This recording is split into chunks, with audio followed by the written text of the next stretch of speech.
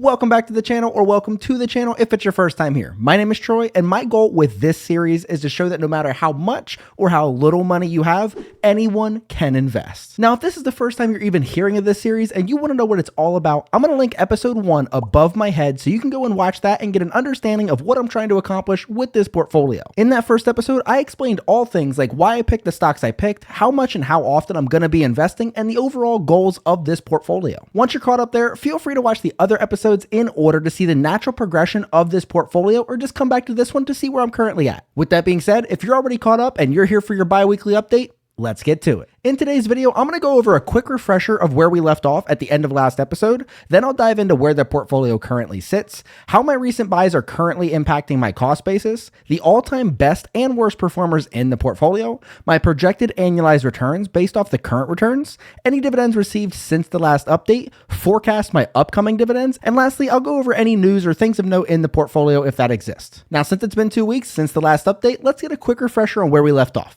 All right, and looking here, you'll be able to see this screenshot showing where we left off at the end of episode 14, which was last episode. Remember, we had a goal of $70 per holding per position. Our account balance was at $884.10, which was a great bounce back from the previous weeks and episodes where we were really slacking in this portfolio. So it was always great to see that. So now let's go ahead and jump in, see where we currently sit with this portfolio as of the close of market on July 29th, 2024. So looking right here, you'll be able to see all the positions I have and the current cost basis total, which is how much I have invested into each of these stocks.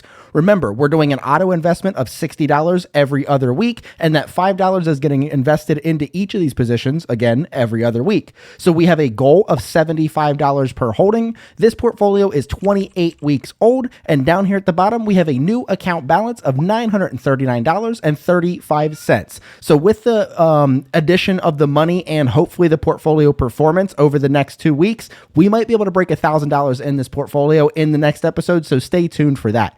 So next, let's go ahead and look at the cost basis review, right? I'm buying all these stocks. I'm not really timing when I'm buying them. I'm buying them I moved it up to Friday just so I can record this video on the weekends and make it a little easier for my schedule.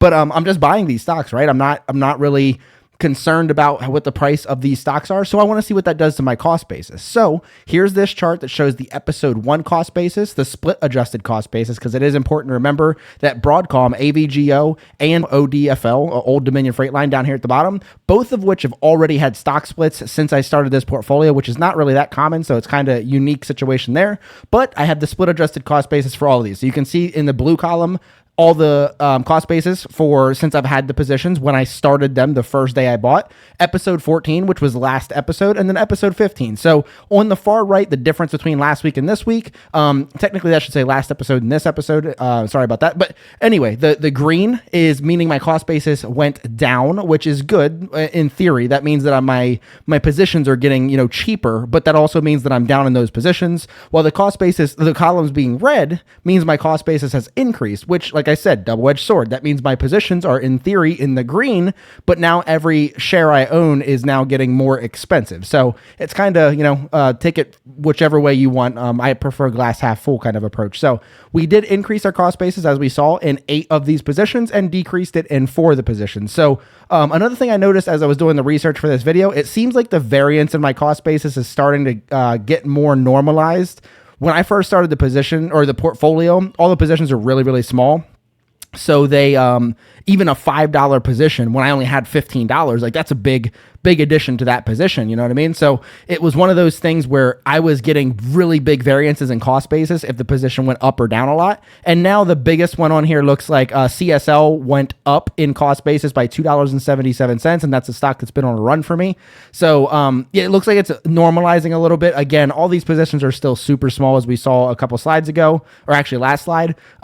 So it's one of those things where it's still going to have a big variance, like $2 in with a $5 purchase is still a big variance, but not as big as it used to be. So next, let's go ahead and look at the best and worst performers. And we actually have some changes here. So looking here, we have a new best and worst performer this week. So, I mean, again, double-edged sword. So Dillard's, DDS, is now my biggest loser in the account. It's down 8.63% or $6.40. And you can see, again, I recorded this and I got all this information as of close of market on July 29th. It looks like it had a really bad day today too, which doesn't help obviously. So it was down 4.37% today, or $3.10, and overall it's down 8.63%. So basically half of the losses of this position came today. So great timing for me. But down here at the bottom, my new best performer is PHM Plute Group. That one's up 18.17%, or $13.57. And then down at the very bottom, this portfolio is still in the green. I'm happy to announce this portfolio was up a lot when it first started. Then it went down a lot for a long time, a lot of episodes. And now we've been in the green 2 episodes in a row. So a whole month in a row. We're up 4.18%, or $37.14. 14 cents. I don't know why I said that weird. But what I like to do with these numbers is I like to show you exactly what I was just talking about with the ebbs and flows of the portfolio with this chart right here. So you guys can see, again, going all the way back. I always bring up episode 1. I don't know why. We're going to do episode 2 because that's actually like my first reporting of this portfolio. Episode 1's when I started it. Didn't have anything to report. So episode 2, we were up 1.38%, which gives us an annualized return, because the portfolio is still really new, of 35.88%. And then it slowly went down. We had a big peak of a 50% annualized return in episode 4. And then we slowly started going down. And then you can see there for a while, what was that? Episode 9 all the way through episode 11 was in the negative. Episode 12, we rebounded. Episode 13 was in the negative. And then the last 2 episodes, 14 and 15, we're starting to get some traction on here. We had 26 and 28 weeks in, respectively. We were up $42 last episode. We're up $37 this one. So now we're like good progress, good momentum. So we'll see if it continues. So next, this is again a dividend channel, right? Dividend obsession, dividend portfolio. Let's go ahead and check on the dividends that we received since the last update. So we're going to go right here. I've actually gotten 3 dividends. Now, mind you, it's only been 2 weeks. So we got a little extra dividend kind of in there. So July 18th, we received a dividend from Intuit. And looking at this chart right here, you'll be able to see that overall, we received 13 cents from Intuit. We received 4 cents the first time we got paid back in, April. And now we received 9 cents 3 months later. So more than double our dividend, which is great. Again, all these numbers are super small. This portfolio is super small. The goal of the portfolio isn't to flex how much money somebody has. It's to show that I have an episode going back to when this portfolio first started with $0. And here we are. We're almost at $1,000. And it's just about putting little bits of money in, again, to show anyone can invest. So I digress. So back to what we were doing. So on July 26th, we received our dividend from Humana, which you guys can see right here. Total, we've received 22 cents from Humana. We got 7 cents the first time back in April. Now we got 15 cents. Again, we doubled. Obviously, we've increased our position in that holding. So we've gotten more dividends. That's the point. It's the snowball. It keeps going, and it'll keep adding to itself. And the dividends will keep going up. Now, mind you, I have the drip off in all these. You guys can see that far right column. It says total number of drip shares. I haven't dripped any of these. All the money's getting reinvested. I'll do like a bonus investment in all my stocks at the end of the year if I get enough to do a bonus investment kind of thing. So now, the last dividend I got was actually today, the day I'm recording this, July 29th. We got a dividend from ALG. So in total, ALG's also paid me 13 cents, just like Intuit did, in the same exact numbers that Intuit did as well. So back in April, we got 4 cents. Now we got 9 cents. Again, we doubled. So all these numbers are doubling since the last time. I don't know if I expect that to continue, but it's cool while it lasts. So next, let's go ahead and put all these numbers together and see where we're currently at in July. I think the only thing I really have left for July is like the interest payment I'll get on the cash in the account by the end of the month. So we'll have to add that in there. You'll have to come back to episode 16 in 2 weeks to see our final July numbers, but it's going to be pretty close to where it is now. And then you'll see whatever we have coming in at to start August. So here's the monthly tracker. You guys will see, again, we had 3, 5, and 10 cents up at the top to start our first quarter, which left us with 18 cents quarter 1. We had 45, 40, and 53 cents for $1.38 in quarter 2. And we're already up to 65 cents, which is my best month ever in July, this month. And like I said, we have a little bit of interest coming in. I wouldn't expect that to be anything, monumental. If it gets us up to 70 cents, that's even cooler. So come back next episode in 2 weeks. I'm going to try to have these out every Tuesday, Wednesday, Thursday at the absolute latest, every other Tuesday, Wednesday, Thursday at the absolute latest kind of thing. So come back to that, hit the bell, subscribe to the whole thing. So, but yeah, if you look down here at the bottom, we're up to $2.21 in total dividends in this portfolio. And like I said, nobody's retiring off of $2.21, but it's the point. Get people invested, making passive income. That's $2.21 that I didn't work for. I just put money in there and it paid me money.